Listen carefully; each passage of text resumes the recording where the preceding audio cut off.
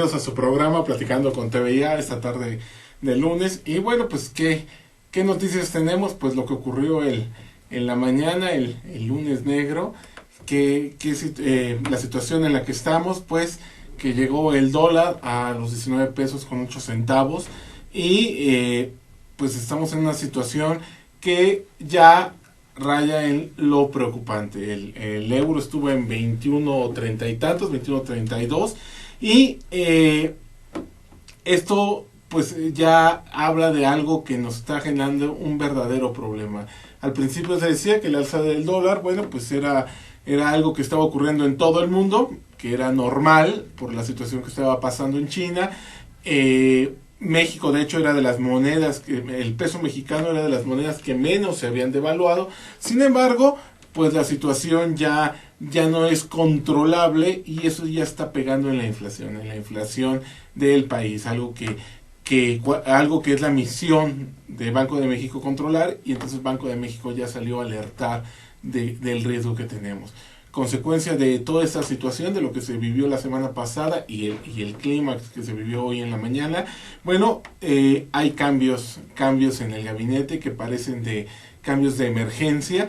Estamos pasando por dos crisis, las dos no provocadas por México, pero de lo que es responsable nuestro gobierno es de la manera de afrontar las mismas. Uno recuerda ya en los lejanos 80s, en la época de López Portillo, cuando López Portillo decía que él era responsable de la nave, pero no de la tormenta. Bueno, pues la tormenta ahí está, nuevamente ahí está la tormenta, y parece que nuestro gobierno no afronta como se debiera estos problemas. Tenemos dos crisis, una es la baja en los precios del petróleo y otro la epidemia de Zika, ¿no? Ese tema de este virus que afecta principalmente a las mujeres embarazadas, y se da la consecuencia hace unos minutos, hace unas 3 horas se dieron las consecuencias, la salida del director general de Petróleos Mexicanos, Emilio Lozoya, deja su cargo al frente de la petrolera debido a las circunstancias que se está viviendo, y que hay una pésima relación de Emilio Lozoya con el secretario de Hacienda. Se necesita afrontar el problema y el lugar de Emilio Lozoya es ocupado por José Antonio González Anaya, quien hasta ayer era el director del Instituto Mexicano del Seguro Social. Alguien muy, pero muy cercano a Videgaray, al secretario de Hacienda, y pues lo que tiene que hacer es salvar a Pemex. Hizo un gran trabajo en el IMSS. El IMSS estaba bajo la presidencia del presidente Calderón, estaba prácticamente quebrado, salvó al Instituto Mexicano del Seguro Social y ahora viene ante una misión imposible: salvar a Pemex, la situación que se está viviendo. Y al Instituto Mexicano del Seguro Social llega Miquel Arreola, que era el comisionado federal para la protección contra los riesgos sanitarios, la COFEPRIS, que había hecho una extraordinaria labor. Miquel Arreola, desde la época del presidente Calderón, con el presidente Peña, fue ratificado, ha hecho una gran labor, y ahora se le nombra director del IMSS, el Instituto Mexicano del Seguro Social. Y el otro cambio ante la crisis que tenemos de esta epidemia de Zika, bueno, pues deja Mercedes Juan, deja el cargo. Se cree que no afrontó la crisis como debiera hacerlo, no se informó a la población como debiera hacerlo, y llega pues lo que era un secreto a voces. Llega José Narro Robles, el ex rector de la UNAM, llega a la Secretaría de Salud. Esa es la situación que estamos. Esperemos que los cambios traigan un aliciente a nuestra economía, esperemos que las cosas mejoren. Pero bueno, dejemos esos temas álgidos de la economía y vamos a hablar de cosas en verdad hermosas. Y vamos a hablar hoy de arte. Mi querida Hortensia Sanz Polo, gracias por estar con nosotros. Encantada de estar con ustedes y con tu audiencia. Estoy muy honrada de la invitación, y siempre que se trate de promover el arte, bueno, pues por ahí voy a estar picando piedra, porque ha sido mi vida durante 34 años. Bueno, y aparte, hablar de arte es como un remanso, es entre todos los problemas que el individuo tiene a lo largo de la historia, no digamos en épocas pasadas, ¿no? En la Edad Media, cosas así, guerras, epidemias, tragedias, pero siempre había arte, siempre había alguien dispuesto a transmitir belleza. época, pienso en la Edad Media, época de la peste negra, dictaduras, bueno, no había dictaduras, feudos, guerras, fratricidas, terribles situaciones, pero siempre había un artista. Como que son bohemios, son poetas, son artistas. Sí, además son cronistas de la época, y gracias al arte, a la pintura y al grabado, ahora la fotografía, pero antes no, tenemos crónicas de lo que sucedía, de épocas también muy crudas, y de noticias como las que ahora tú das. Bueno, pues los artistas de aquella época reflejaban a través de sus lienzos y a través del papel y de los grabados todo lo que sucedía. Un gran cronista en el arte, Goya. Uh-huh. Y en una época de guerra, porque los horrores de Goya ahí están presentes, sí, y los podemos ver. Los del 2 de mayo, los martes. Sí, es impresionante eso, cómo el artista puede sacar belleza del dolor, de la tragedia, de la miseria, de lo peor del ser humano, puede sacar algo hermoso. Sí, algo sublime. Sí, pero a ver, vayamos por el principio, Hortensia. Sí. Cuéntame primero qué eres, qué te dedicas. Bueno, yo tengo muchos años en el arte y empecé como corredora de arte, lo que le llaman marchand de arte. Estaba muy jovencita. Mi papá fue un coleccionista de arte, entonces allí fue como empecé yo a ver que se movía el arte, que mi papá podía comprar, que a veces la hacía de mecenas de arte, entonces compraba arte, apoyaba a muchos artistas, unos buenos, otros regulares y otros muy malos, pero empecé a ejercitar ese músculo de la óptica, que es muy, muy especial, que te comentaba hace un rato, que tú ves una pieza, una imagen de un artista, la vuelves a ver y ya no hay forma que, si ese artista es auténtico, si ese artista tiene un estilo propio, no hay forma que te engañe la vista. Sabes que corresponde a tal. Pero bueno, una cosa es que te atraiga el arte, que te guste, bueno, pues viviste, por lo que nos estás contando, viviste en ese mundo, pero otra cosa ya es dedicarte a eso, porque no creo que sea una decisión tan fácil, ¿no? No es así sencillo. O sea, lo fácil es decir, voy a ser médico, me voy a inscribir para ser uno de los 4 millones de médicos que hay, voy a ser abogado, voy a ser contador. Pero dedicarte al arte requiere mucho valor, mucha bohemia, mucho arte. Estoy viendo aquí tengo tu currículum. Déjenme, amigos, decirles un poco. Es impresionante tu currículum, veo. Y tú corrígeme, voy a decirlo así. Sí, está bien. Lenguas modernas en la náhuatl. Luego historia de arte, curso de italiano, curso de aplicación de materiales pictóricos, taller uso didáctico del video y nuevas tecnologías, taller de mantenimiento y conservación. Eres perito evaluador de arte. Tu experiencia profesional, todo lo que has estado. Pero la coordinación de exhibiciones de arte son 30, 40... y nombramiento y en lo que has participado y aparte de las ponencias y talleres que has estado y las jornadas, los congresos, es algo impresionante, es dedicar mucho, no es así de fácil de me voy a dedicar al arte y ya. O sea, cuando alguien dice me dedico, o tú hablabas de corretaje de arte, cuando alguien dice me dedico al corretaje inmobiliario, con perdón de las señoras que se dedican a ese tema, muchas es la niña rica que estaba casada, que se divorció y que no sabía nada que hacer. ¿Y a qué voy a hacer? Pues voy a vender casas. Y se dedican al corretaje inmobiliario. Eso es lo de cajón. Lo tuyo no es así. Bueno, sin menospreciar a las personas que se dedican al corretaje de bienes raíces, empiezan sin experiencia y después terminan volviéndose unas grandes vendedoras y exaltan los valores de los bienes que están ofreciendo.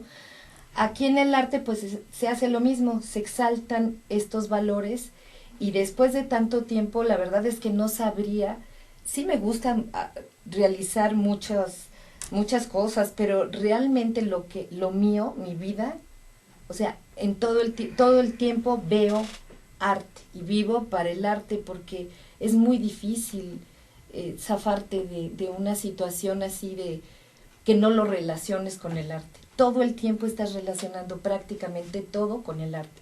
Tu visión se encausa siempre hacia esto. Hace rato tú me mencionabas que cómo saber si el arte es auténtico, porque hay muchos charlatanes. Pues pienso que donde pones tu vida, donde pones todo tu esfuerzo, tu voluntad, y además, bueno, en el arte hay que tener talento, ¿estás de acuerdo? Sí, bueno, por supuesto. Tienes que tener talento, entonces no engañas a la gente. La gente... No se engaña. Si no has recorrido un poquito qué es la función de un promotor de arte, como yo que me dedico a promover el arte, si no has tenido mucho contacto, bueno, vas a comprar cualquier cosa porque no entras en esa conexión con la pieza. Porque al final el arte no tiene que ser bonito. El arte es una manifestación, que era lo que hace un rato mencionábamos, ¿no? Si tú haces esta manifestación con talento, con buena factura, con buenos materiales, pues la verdad es que ahí está una pieza de arte auténtica, con mucho valor. Sí, pero te diré, si encontramos ahorita unas pinturas que hizo en la prepa Marilyn Monroe, se van a subastar y las van a comprar altísimo. ¿Y qué calidad puede tener? O sea, es porque lo hizo alguien. Claro. Y te digo, otra persona, mañana Britney Spears pinta algo y ya, wow, se vende. Hombre, si en subastas comprar una vez de Britney Spears un chicle, es decir... Pero eso no es arte. Yo lo sé, pero hay quien lo paga. Ah, claro. Entonces, cuando yo hablo de que hay charlatanería, hay el fenómeno de nuevo rico, es que puedes comprar lo que sea y darle un valor a algo que en el fondo no lo tiene. Sí, es correcto, pero ahí está la función de los promotores y está la función de un curador, en mi caso una curadora, porque al final un curador, que soy desde 1995 curadora y antes, bueno, pues era marchante de arte. Me gusta la expresión de marchante. Pues sí, eres un marchante, ¿no? Pero es muy italiano, ¿no? Del Renacimiento, ¿o no? Esto de marchand viene del francés. Pero sí, eres un corredor de arte. Sí, pero me gusta la expresión. Sí, porque es de mercados, de la Edad Media, vendiendo el arte. Así es. Ajá, en una feria, algo así. Continuamos en el mercado del arte. El mercado del arte ahora sí ya ha tenido como una transformación y ya es como el mercado de valores. De eso me tienes que explicar. Porque yo creo que no podemos ir con una estructura en la entrevista, tenemos que irnos por 1000 lados, pero está muy interesante. Permítenos ir a una pausa. Claro que sí. Y continuamos con esto. En un momento regresamos, amigos.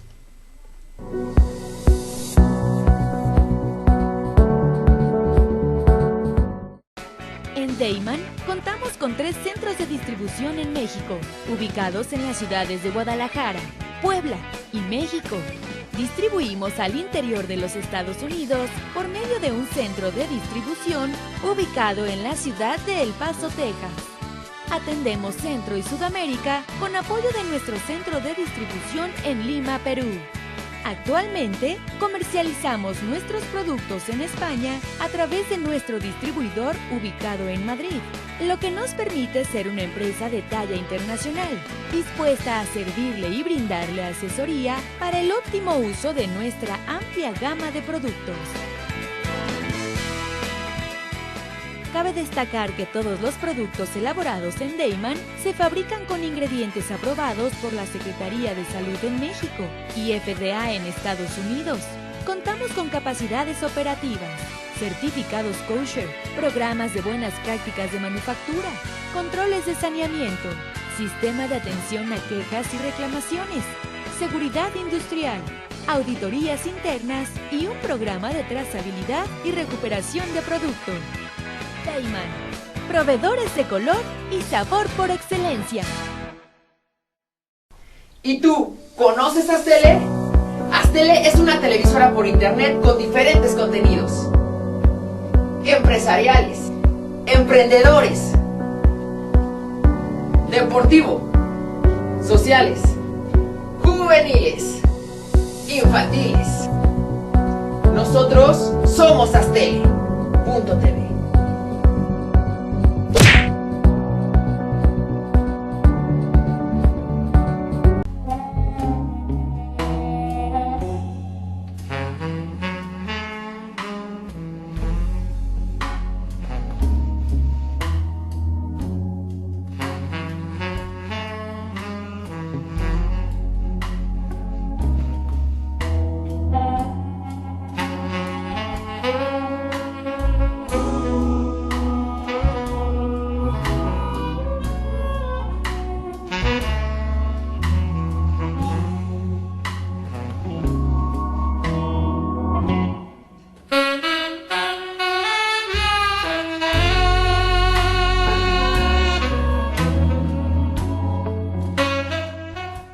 Ruiz Robles, corredores públicos y peritos traductores. Trabajamos para darles seguridad, confianza y un servicio profesional en sus asuntos relacionados a fe pública, valuación, arbitraje comercial, asesoría jurídica y traducciones.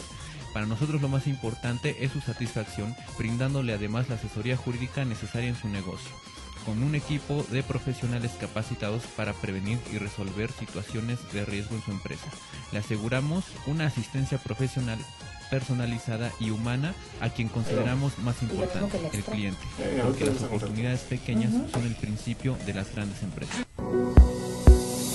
Bien, amigos, ya estamos aquí de regreso en Platicando con TV y ya. Aquí estamos hablando con Hortensia Sanz Polo sobre arte en general. Y una de las cosas es, y de lo que me quisiera regresar, tú eres curadora de arte. Sí. Y por favor, para los neófitos e incultos como yo, ¿qué demonios es un curador de arte? Mira, me han dicho hasta curandera, pero literal es guardián conservador. Esa es cómo se puede definir a un curador, guardián conservador. Viene de la palabra curare, y curar es como arreglar, dar orden y dar una cierta formación, es arreglar y dar una formación y conservar, proteger, cuidar. En términos legales también existe el curador y no de arte. Tú puedes nombrar un curador de arte para que el día que necesites, que no estés, tus hijos estén de alguna manera conservados, cuidados y protegidos. Y esa es la función del curador de arte. Sí, en materia de jurídicas, el curador es el que cuida que el tutor no se gaste la lana de los niños. Además, que estén bien vestidos, que los cuide. Que coman bien, que se eduquen. Bueno, entonces traslada esta función al arte. Bueno, pues tú eres de alguna manera la persona que conoces a fondo al artista. Tienes que conocer, bueno, si ya es muerto, es una labor muy grande de investigación. Si el artista ya no vive. Si sí vive, bueno, entonces entras en contacto con el artista, si lo tienes cerca en donde tú vives, y si no, bueno, pues hasta podrías viajar. Mi labor ha sido estar muy de cerca con los artistas, estar en sus estudios, ver cómo trazan, ver qué materiales usan, sobre qué soportes los usan, qué contenidos, qué les está pasando en ese momento. La cuestión emocional, pues es que ahí es todo. Es mucho. Entonces, es lo que tú vas a proyectar. Entonces, conociendo al artista, conociendo los materiales de la obra, ya sea pintura o escultura, cualquier manifestación de arte, también grabado, piezas de arte objeto, o sea, estoy hablando de la plástica en general. Entonces, ya conociendo esto, ya habiendo investigado a fondo todo el contenido de la obra, entonces te dan una serie de obras, ya sea para una exposición individual o para una colectiva. ¿Cómo haces para, un individual como que es más sencillo porque conoces al artista, conoces los materiales, puedes curar esa exposición en orden cronológico, de adelante para atrás o de atrás para adelante, como quieras. Puedes hacerlo en orden iconográfico, o sea, en orden de lo que se muestra, de las figuras, de las formas, ¿no? De lo que ahí está hablando, o la misma pintura. O puedes hacerlo en orden iconológico, o sea, le das una cuestión de orden emocional y lógica a todo ese 1, 2, 3, haces el montaje, haces la selección primero, luego haces el montaje, puedes también decorar el espacio para que la sensación de toda esta muestra que tú seleccionaste en los órdenes que te mencioné, tengan una sensación más fuerte y más de orden, una sensación integral más fuerte hacia el público que lo está observando. Oye, perdón que me interrumpa, pero entonces el curador también es un artista, porque no hay un manual. Yo sé que tienes que estudiar mucho, lo acabamos de decir en tu currículum, pero no hay un manual como lo tendría un abogado, como lo tendría un ingeniero de... Para tal tipo de artista, primero son este tipo de obras y luego te vas por esas y pum, pum, pum, no más de 20 cuadros, los colocas de esta manera. No existe eso. No hay una, ¿cómo te diré? Una regla que te vaya diciendo el 1, 2, 3. Sin embargo, sí existen lugares donde puedes ir a estudiar como curador. Tienes que tener bases de historia del arte, de todos los periodos y manifestaciones del arte desde los meros inicios de la humanidad. Para que de acuerdo, pero al final, o sea, todo ese conocimiento tú lo tienes que traducir en tu sensibilidad. Sí, o sea, por supuesto. Entonces, el curador también es un artista.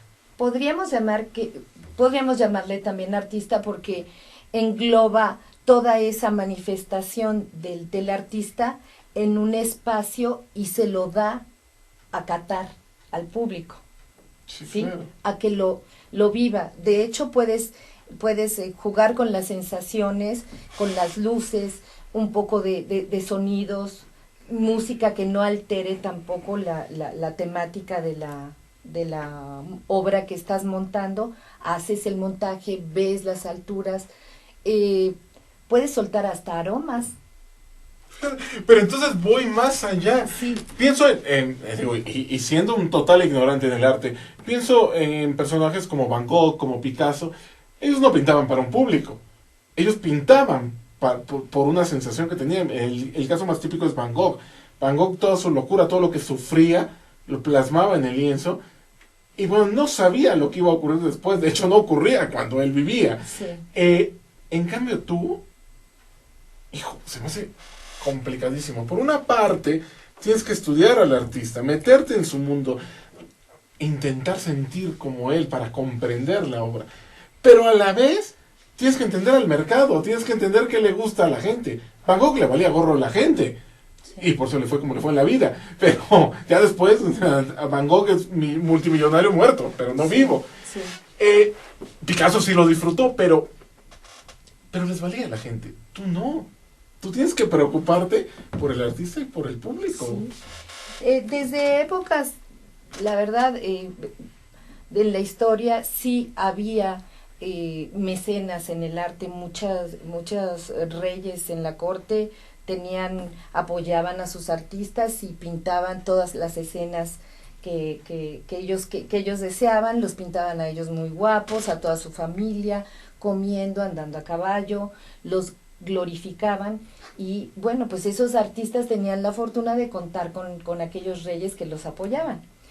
Desde tiempos, de verdad, ya hace mucho tiempo la historia nos habla de los curadores y hacen la función, como te digo, de ser guardián, conservador, de investigar la obra y al artista, de conocer los trazos a fondo, conocer los materiales, como ya lo mencioné, y de esa manera puedes lograr curar, hacer la selección de una muestra de arte, ya sea individual o colectiva.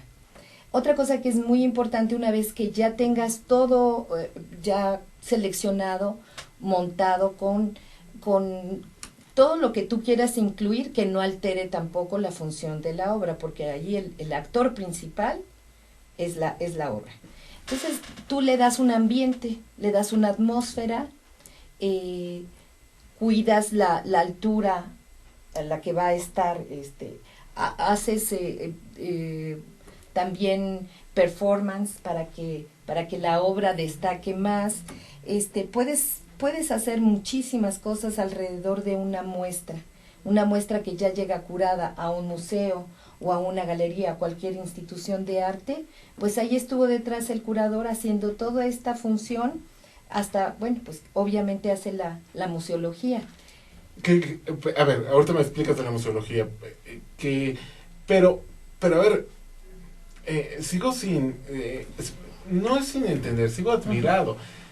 Por mucho que conozcas al artista que estás analizando, por mucho que hayas estudiado historia del arte, dominas la historia del arte, dominas cómo funcionaron las ferias de arte desde la Edad Media, el Renacimiento, siglo XIX, París, todo eso. Nada de eso te enseña cómo entender al mercado de hoy. Eso tienes que aprender otras cosas además. O sea, tú aprendiste que en París, en la Feria Mundial, se expuso siglo XIX, y entonces el arte se vendía de esta manera. Pero el parisino del siglo XIX no tiene nada que ver con el habitante de la Ciudad de México del siglo XXI. ¿Cómo le haces para entender al público? ¿Cómo le haces para mostrar una exposición y saber qué le gusta a la Ciudad de México? Bueno, finalmente sí hay tendencias como en la moda, en el arte, pero creo que honestamente tenemos que dejar las tendencias e irnos más a lo auténtico. La gente, los artistas que han prevalecido, ¿quiénes fueron? Los rechazados, los impresionistas, fueron rechazados en su época. Ahora se cotizan, Exacto, sí, exorbitantemente altos, pero antes fueron rechazados. Eran aceptados nada más los que Napoleón decía, el salón de los que eran aceptados, y de tanta reclamo les puso un salón de los rechazados a los impresionistas, y se llamaban des refusés, eran los rechazados. Ah, mira, esa no sabía. Sí, y los rechazados, mira cómo se venden en las subastas. No, bueno, yo pienso en la Segunda Guerra Mundial, todo el arte degenerado que hablaban los nazis, y cuántas obras de arte se robaron y cuántas cosas. Pero entonces, ahí voy, debes tener la sensibilidad de saber distinguir cuando es una moda. O sea, debes tener el talento para decir, esto vale, hoy no te lo van a reconocer, no te lo están reconociendo, pero esto a la larga va a valer. Lo que estamos hablando de invertir en el arte. Sí. Qué difícil, no es tan sencillo. No, en general, si tú quieres invertir en el arte, tienes que meterte de lleno a, bueno, ver lo que hay en museos, lo que hay en galerías. Tienes la facilidad del internet, entonces, bueno, pues ahí puedes encontrar visitas a museos, a las grandes galerías, a nuevas tendencias, a qué está aceptando el público y qué no. Pero volvemos a lo mismo. Siempre tienes que guardar como una perspectiva de lo que va a quedar, porque lo que ahorita está de moda igual no permanece, ¿sí? Igual no trasciende. Exacto. Entonces hay que tener muy buen ojo o asesorarte para adquirir y empezar a volverte no nada más un amante del arte, sino también un coleccionista. Tus pequeños o grandes logros para adquirir una pieza que primero veas que es verdaderamente auténtica, y me refiero al sentido de que está realizada por una gente que tiene conocimientos que manifiesta, o una gente que ya nació. Hay muchos pequeños, estaba viendo hace un tiempo a una niña rusa que tenía 7 años o 6 años y hace unas maravillas. Entonces, bueno, también hay prodigios en el piano, y hay prodigios en el canto. Pero por ejemplo, pienso e insisto, siendo un total ignorante en tema de arte, Frida Kahlo, hablar de Frida Kahlo. Frida Kahlo todo un símbolo es muy divertida la figura de Frida Kahlo porque es un símbolo del socialismo, del comunismo y tal, y es el mejor producto capitalista que puede existir Frida Kahlo, porque Frida Kahlo es comercial. Sin querer serlo. Claro, pero ella no quiso serlo. Pero es un producto comercial. No podría yo concebir algo más comercial que Frida Kahlo y que tiene mucho éxito comercial. Consumido, muy consumido. Exacto. Y entonces, no entraré al análisis porque no tengo ni el más mínimo talento para hacerlo, el análisis de su obra. Pero lo que yo podría decir es, a lo mejor hay artistas mexicanas de un nivel muy, pero muy superior a la obra de Frida Kahlo. Sí. Sin embargo, Frida Kahlo, sus obras se venden muchísimo. ¿Por qué? Porque a lo mejor si Frida Kahlo no fuera la esposa de Diego Rivera, a lo mejor Frida Kahlo no existiría. O sea, si fuera Juanita Pérez la que pintó ese cuadro, igual no habría pasado de una exposición de barrio. No sé.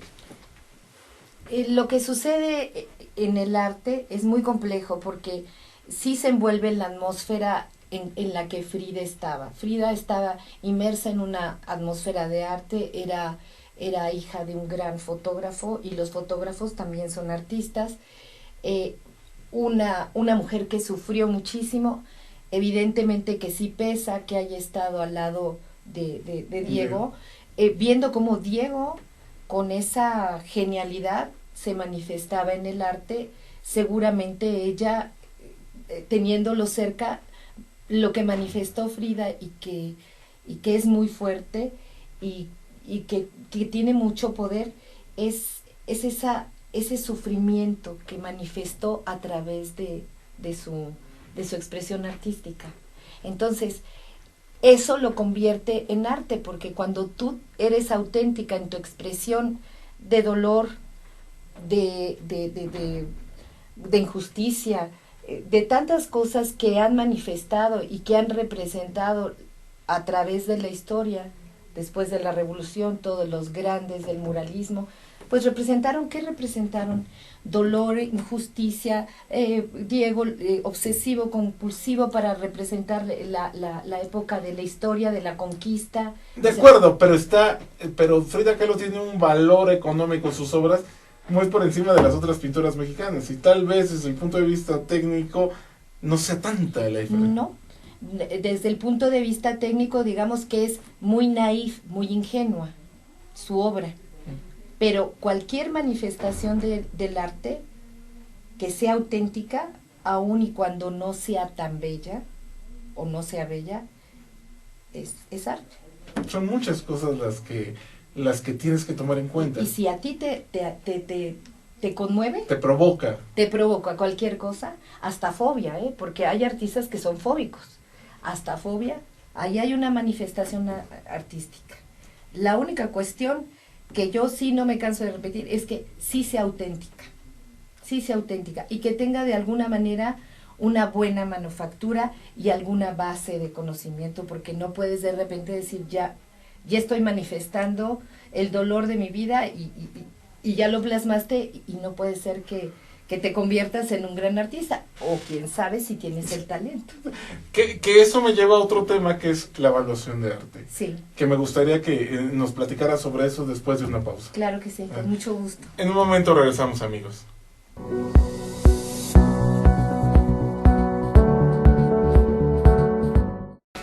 En Deiman contamos con 3 centros de distribución en México, ubicados en las ciudades de Guadalajara, Puebla y México.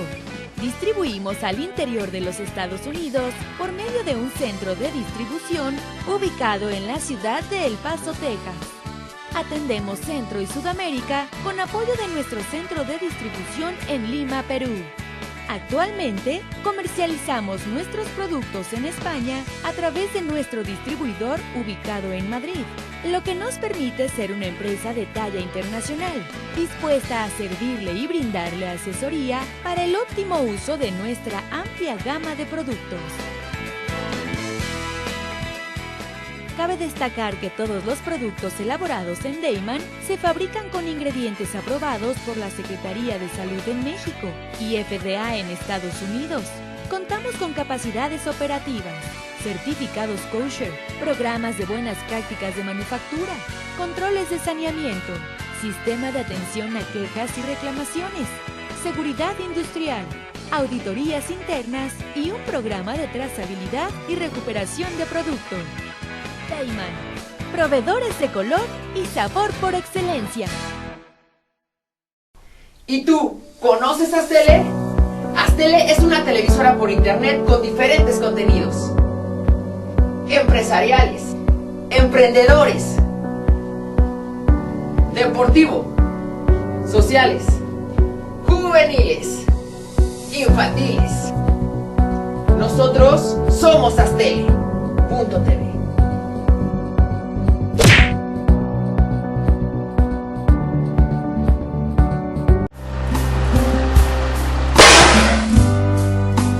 Yo soy el culpable de haber perdido el amor de mi vida. Es por eso que tengo el alma vacía. No tengo pasado, pero tendré un futuro deseado. Yo te conozco. Yo nunca lo he visto en mi vida. La flor de papa, próximamente.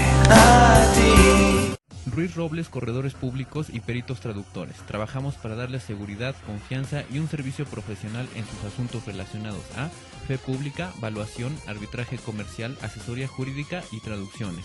Para nosotros lo más importante es su satisfacción, brindándole además la asesoría jurídica necesaria en su negocio, con un equipo de profesionales capacitados para prevenir y resolver situaciones de riesgo en su empresa. Le aseguramos una asistencia profesional personalizada y humana a quien Porque fíjate que las demás consideramos más valuaciones importante, no, y el eso va a ser cliente, interesante porque hablar. las oportunidades pequeñas son el principio de las grandes empresas. Amigos, ya estamos aquí de regreso platicando de arte, una agradable charla, Muchas mi querida gracias. Hortensia. A ver, estamos en el tema de evaluación de arte. ¿Cómo funciona la evaluación de arte? Mira, yo antes de estudiar para perito en arte, Porque tú eres perito en arte. es correcto, En pero- evaluación de arte. en evaluación de arte y autentificación, aunque no puedes dar una autentificación más que el artista. El artista es el único que puede dar autentificación de su obra. No existe otro. Se pueden dar dictámenes. Que eso es importante decir. Ah, mira. Tú como evaluador o tú como hijo del artista o esposo del artista no puedes dar una autentificación. El único que la puede dar es el artista. Entonces, si el artista ya está fallecido, lo que se hace es estudio de todos estos temas que estábamos hablando, de grafología, grafoscopía, y estudiar la firma, pero no nada más es estudiar la firma del artista. Ojo, es estudiar el trazo del artista. Es importantísimo. La firma requiere de trazo. También los trazos que hace el artista en una pintura, pues también se estudian. Diego, su trazo era limpio y corrido.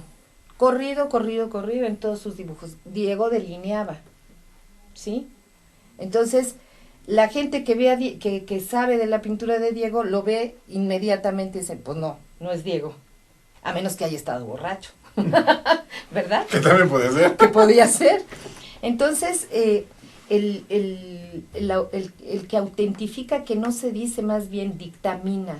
Yo no diría autentifica, yo diría dictamina que la obra, a su leal saber y entender, puede decir que es fulano de tal, o que se unen 3 o 4 personas que están de alguna manera son expertos, y entonces entre los 4 ya toman la responsabilidad, porque también ha habido muchos problemas en el arte por gente que le pagan tal cantidad y dice, aquí está el dictamen, y a mi leal saber entender si es. Ajá, y total, resulta que es falso. Uy, pues me equivoqué. Y ya. Oye, pero cuando uno ve en el Prado de encontrar una falsificación. En el Prado, en Christie's, casas de subastas, en Sotheby's, han resultado, en muchas casas de subastas, de hecho, en México también, de repente al crítico o el experto que está ahí viéndolo, se le puede ir una.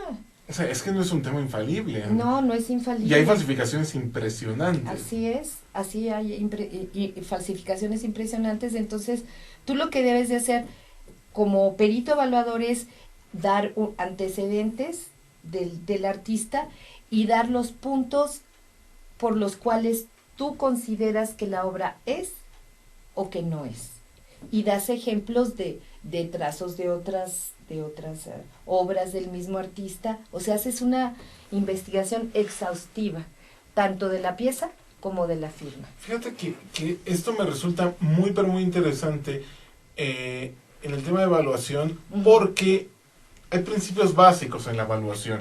Evaluación de inmuebles, de maquinaria, de negocios en marcha, que lo que se dice es, el evaluador lo único que conoce es el mercado. Sí. Es experto en el mercado, pero hasta ahí. Entonces, se parte cualquier dictamen evaluatorio, se parte de que la información recibida es cierta. Si yo hago una evaluación de una empresa, digo, esta empresa vale tanto. Oye, y me baso en estados financieros. Después me dicen, oye, ¿qué crees? Los estados financieros estaban mal, eran falsos.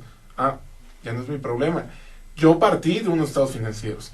Evaluar un inmueble. Yo evalúo un inmueble y la casa vale tanto. Oye, ¿qué crees? La casa no tiene la superficie que tú dijiste que tenía.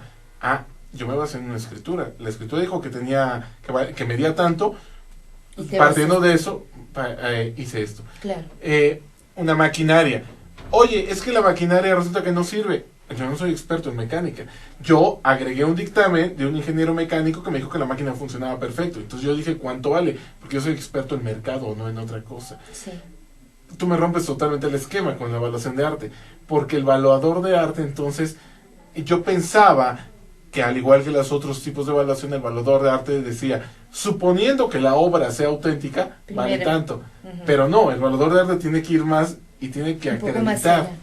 Si acreditas con todo esto que te dije anteriormente, de alguna manera el dictamen de si eso no es, y posteriormente haces comparativos del valor de su obra, cómo se ha comportado en las subastas, hasta dónde ha llegado, cómo es la respuesta, porque como te mencionaba, estamos hablando del mercado del arte como si fuera el mercado de valores.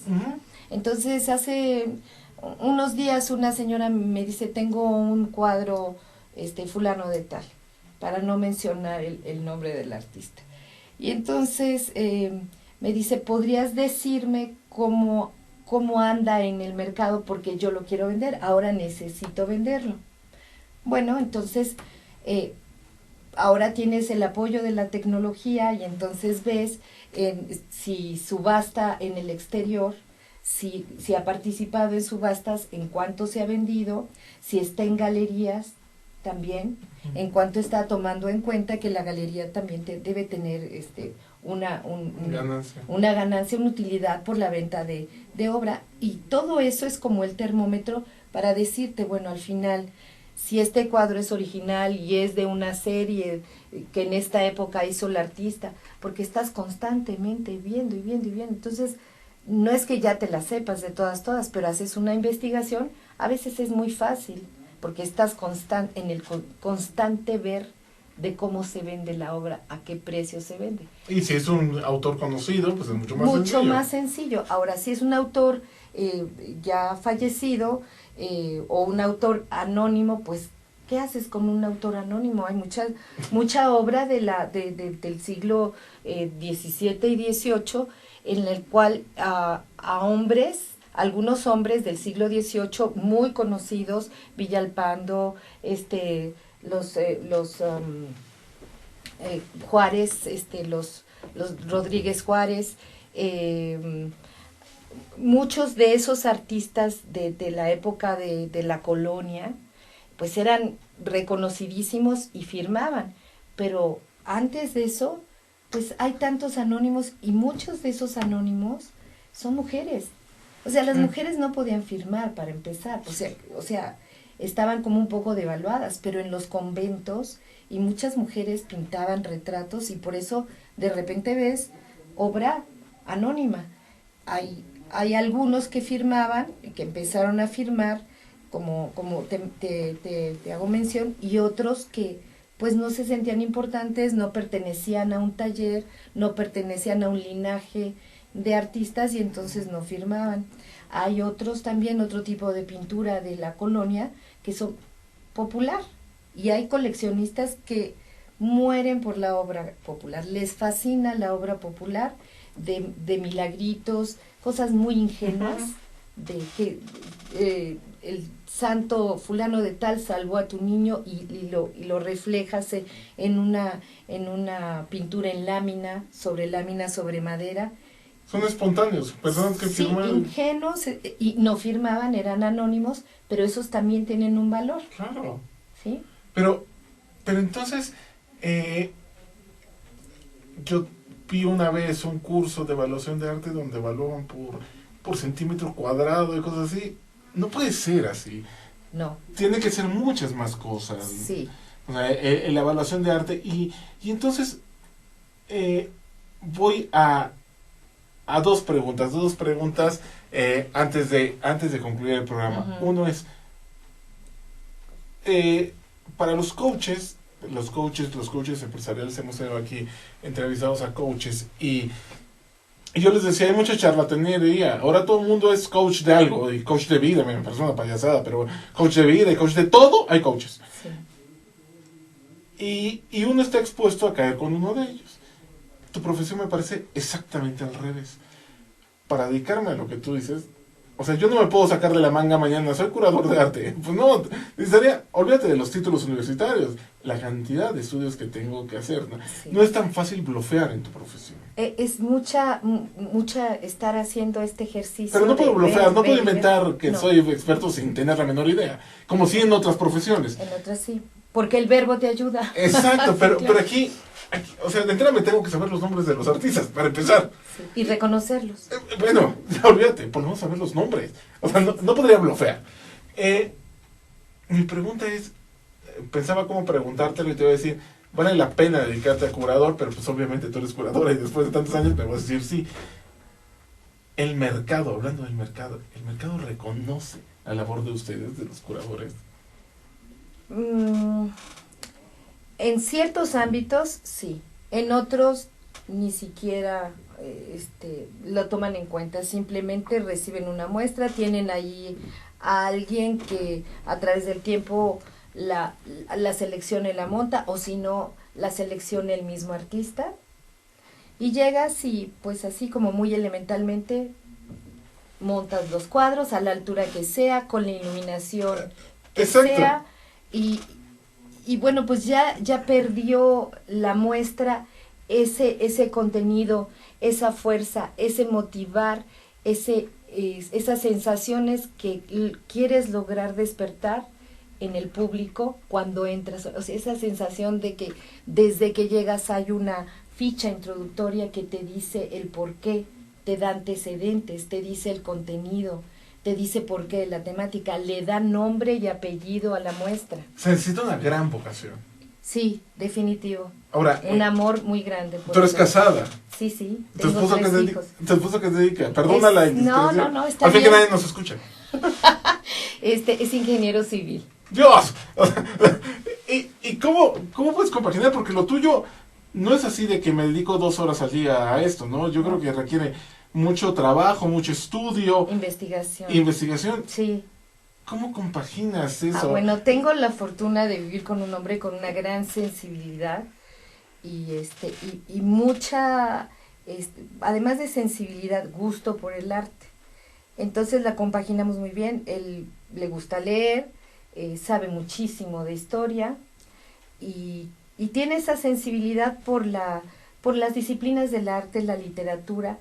No vende su obra, pero dibuja hermoso, dibuja muy bien, tiene un estilo, que eso no es fácil, o sea, tiene un estilo propio, no ha vendido nunca nada, ni le interesa vender, pero dibuja. Dentro de 500 años va a ser autor anónimo y va a tener un rollo. Yo lo voy a promover, pero no en 500 años, algún día, porque tiene cosas muy, muy buenas independientemente de que es ingeniero y es otro rubro totalmente diferente, pero tiene sensibilidad. Porque tienes que encontrar una familia Sí. que te apoye en esto, no es así de fácil, no es tan sencillo. Mis hijos, los tres, verdaderamente saben de artistas, saben si la obra corresponde al artista, y esto se logra a través de estar viendo y viendo y viendo. Estaban 2 de ellos muy pequeños, íbamos a casa de una persona que quería vender unos Icaza, que es un autor del siglo, de principios de siglo, era un charro de pintura costumbrista muy ingenua, muy naif. Y ella pone los cuadritos, me cita un domingo, yo voy con mis 2 hijos, no tenía quien me cuidara en ese momento a los niños, los ponemos en una mesa y ellos se asoman, así, el chiquito tendría como unos 4 años, y el otro, no sé, 10, y se asoman y dicen, estos no son Icaza. O sea, los niños ya tenían el ojo entrenado para conocer a este autor del siglo XX, de principios del siglo XX o XIX-XX, que era un charro, era un joven bien de familias que lo invitaban de hacienda en hacienda, y él llegaba y en cartón, en lámina, en el muro, en lo que sea, pintaba sus escenas costumbristas de charrería. Y los niños, como a mí, yo estudiaba mucho esto y tenía algunas piezas de él en casa, entonces lo reconocieron y dijeron, no, este no es, y resultó que, y yo lo vi y dije, pues sí, no es. Pero ¿cómo saben los niños? Digo, porque ellos han estado viendo y reconocen la obra del artista, y más fresco que los niños, pues no hay. Wow, Hortensia Sanz Polo, la verdad, lamentablemente se nos acaba el tiempo. Te agradezco muchísimo que hayas estado aquí con nosotros, fue interesantísimo. Ay, y te invito a que vengas otra vez, que estés en México, porque estás en Cancún. Sí. Otra vez que vengas a México, que vengas a platicarnos, porque con mucho gusto. Creo que hay mil temas sobre esto que podemos platicar, sobre arte. No? Y creo que nos dejas una idea muy, muy clara de tu fascinante mundo, porque es fascinante, no encuentro otra palabra. Pues ojalá que toda la gente pensara así como tú, que se sensibilizara y que tuviera la oportunidad de explorar más hacia el arte, porque eso es lo que sensibiliza al ser humano y lo que hace que sea un mejor ser humano. Muchísimas gracias, Hortensia, y gracias a ustedes, amigos, por acompañarnos en una emisión más de Platicando con TVIA. Gracias.